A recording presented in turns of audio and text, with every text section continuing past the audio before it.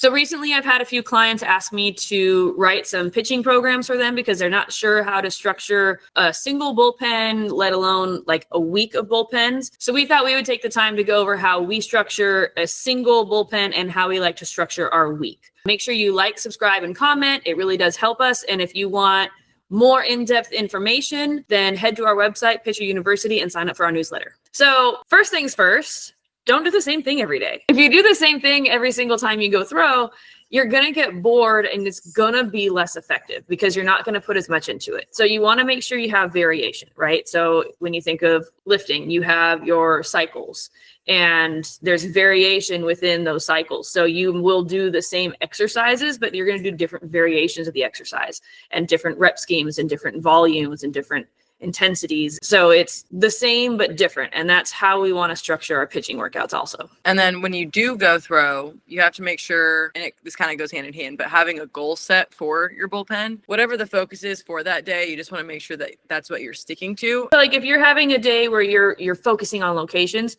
you're still going to throw your other pitches. Like you're still going to be mixing. I mean, maybe there's one pitch you're not going to throw that day just because maybe you focus on that a lot the day before, but you're still going to throw your other pitches. So you're still getting reps with everything, but the focus is going to be on locating everything rather than spinning the ball or changing speeds or something like that. Like I've had days where it's like, okay, focusing on my changeup today, but I'm not going to just throw a changeup all day long. I'm warming up all my pitches still, which doesn't take that long.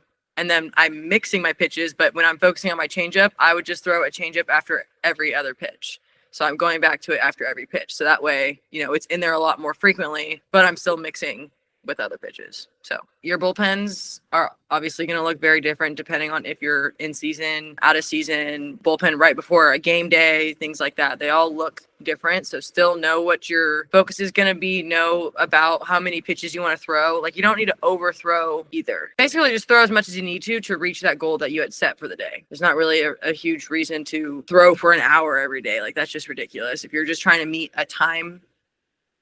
Like going off of that, when I grew up, like my pitching coach, we threw for an hour and a half every time. And so that was just like what I was taught. You threw for an hour and a half every time. And granted, we did a lot of breaking things down. So I was probably only throwing for 45 minutes, but that's still a lot. And I say this all the time. If I could go back and do one thing differently growing up, I would have thrown a lot less and spent way more time in the weight room, like way more time.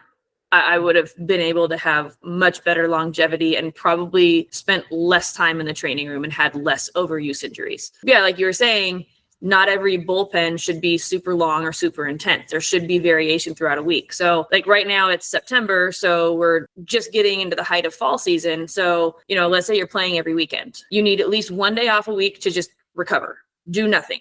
Like go for a walk, do something light, but no pitching, no hitting, no fielding, no practice. One day a week, whether that's the day after tournament, if that's what you prefer to recover, or if you really like to have the day before tournament off, or maybe you need both. Everybody's going to be a little bit different. I always felt like I needed to do a little bit of something the day before a series or a tournament. Like I just felt like my body felt better. Mentally, I felt better. And then as I got older, I learned how to manage that a little bit better. Because again, every time I threw, I had to throw for an hour and a half. So let's say you take Monday off. Right? Maybe Tuesday is when I would really focus on adjustments from the past weekend, right? Picking apart what I liked, what I didn't like. So let's say like I struggled with getting my rise high enough. Okay, so that's gonna be one of my focuses. And maybe my changeup was off, right? Whatever it is. So like those are gonna be my main focuses, but I'm gonna be mixing the whole time. I'm still gonna be throwing everything, mixing, doing some counts, making sure that I'm able to throw those pitches the way I want in different situations. And then maybe Wednesday, I don't know if this is how you would do it, but at least with Cal, and obviously I'm talking college because obviously that's what you're most familiar with and it's the easiest schedule for me to talk about. But Wednesdays would be when we would throw live. So the bullpen itself would be short, but then we'd go and throw live. And so we would be able to take all the stuff that we worked on the day before and actually apply it to live hitters. And then Thursday was usually like a light day, kind of a recovery day, or maybe an off day because we would play Friday. For travel ball, Thursday, I would still do a little bit lighter, right? Because Wednesday, if you're throwing live, that's going to be high volume. usually, right? You're throwing 10 plus hitters, that's half a game, plus warm-ups, plus practice. That's a lot of volume. So I would go a little bit lighter on Thursday, touch on whatever you feel like you need to work on to feel ready for that weekend. And then Friday, if you're going to throw the day before tournament, maybe just do a game warm-up, get things feeling good, do a short little mix, just, roll it over, get loose, and then just call it good. But variation. My schedule looked very similar to what you had just said. It's variation. So like I feel like you should have one workout that's high intensity, high volume, and then, maybe 2 medium workouts and a light workout, or 1 medium and 1 light, because everybody's going to be a little bit different. And it is really important for you to know what your body can handle and what you need, because that varies a lot also. Because I've definitely played with pitchers who they'd have to take Monday off. Tuesday, they'd literally just roll over or do some long toss. Wednesday, throw live, and then they'd be off on Thursday, because that's all their body could handle. Sometimes my Tuesdays would look like either long toss and spins or like a bullpen day. Wednesday was heavier with live, and then Thursday, usually if we were like traveling Thursday, we would just practice at whatever field, literally like 10 minutes tops. Yeah, like, just kind of like, just especially moving after around. You're so tight after being on a plane. Ugh. Yeah, you have to move. Yeah. The one pet peeve I have, I have a lot of pet peeves, let's get real. But one of my pet peeves that I have with these coaches is, like travel coaches. And again, they mean well, right? They want to help their athletes, but they're like, well, you need to hit your low and away corner 10 times in a row. When are we ever going to throw that pitch 10 times in a row? Mm-hmm. Never. Like, what? Like, you need to be able to hit it while mixing everything. The idea is to be able to throw to multiple spots in different sequences and be able to hit that. Like, it has nothing to do with hitting the same spot 10 times in a row. Yes, when you're young and you're learning your pitches and you're really working on that consistency, you're going to be, have more like sets of certain pitches where you're just really focusing on that. But honestly, I don't like to do more than 10 or 15 because you start to lose focus. You start to get saturated. Unless you're doing the 10-to-1 drill. Yeah. You just hate your life and you just got to struggle through that. Like, sorry. Yeah. But that's not normal life. Right. That's an exception to the rule. Yeah. Like you were talking about, when you're working on your changeup, you're not out there just throwing your changeup over and over and over again. You're throwing it every other pitch, mixing it with all your pitches. And that's how it should be, because that's what it's going to be in a game. Right. And when we practice in season, it should be preparing for games. Yep. We talked about all this practice stuff, have a plan, do all the things, right? Hey, guess what? You're going to have days where your mind's not in it. You're going to have days where your body's not in it. Sometimes it's okay to just call it a day. Like you get out there and you're like, your body is not feeling right, which that's fine. Like we need to be able to work through those. We have to have the right mindset to do that, because it's hard. Because if you get frustrated, you start fighting yourself, it's going to go downhill real fast. Real quick. And that's when the tantrums start and the tears come. It's all bad. There is nothing good to be gained when you have that combination. When you have a good mindset and you can work through it and just say like, hey, you know what? It feels awful, but I'm still going to get these reps in, but give yourself some grace, right? And keep a good mindset. And then you're fine, because that's what you need to do in games.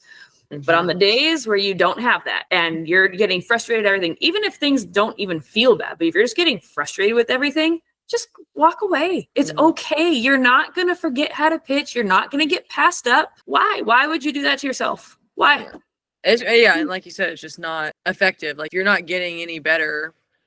And obviously we don't want to have, like, anytime it gets hard or you don't feel great, doesn't mean you just walk away. Like, we're not saying that.